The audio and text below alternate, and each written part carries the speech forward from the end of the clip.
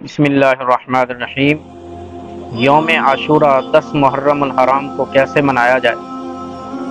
इस हवाले से अल्लामा इस्माइल हक़ी रहमतुल्लाह अलैह रूहुल बयान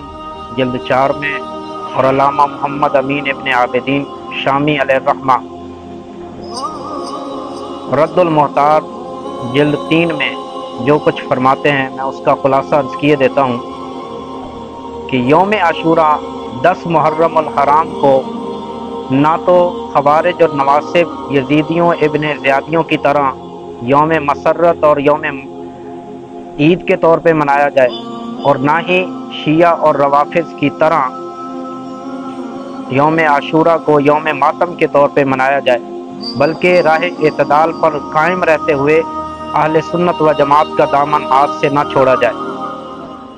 यौम आशूरा के मौका पर ज़िक्र हुसैन और शहादत हुसैन की महफिल ज़रूर मुनक़्क़िद की जाए, लेकिन इसमें इस बात का ख्याल रखा जाए कि ज़िक्र हुसैन में उसके साथ साथ ज़िक्र सहाबा भी किया जाए, ताकि रवाफिज़ और शिया के साथ तशब्बुह पैदा ना हो। और आम तौर पे ये देखा गया है मुहर्रम अल हराम में ज़ाकिरीन और वाइज़ीन ने लोगों को ज़बरदस्ती रुलाने का ठेका उठा रखा होता है, तो ये भी जायज़ नहीं है। हाँ, अलबत्ता याद हुसैन में और मज़लूमियत हुसैन को सुनकर अगर किसी की आंखों से आंसू आ जाते हैं तो ये रहमत की अलामत है, दिल की नरमी की अलामत है। इसी तरह 10 मुहर्रम अल हराम को मातम और नोहा सुनना या मातम नोहा की मजालिस में जाना ये भी हराम है, लिहाजा इससे भी बचा जाए।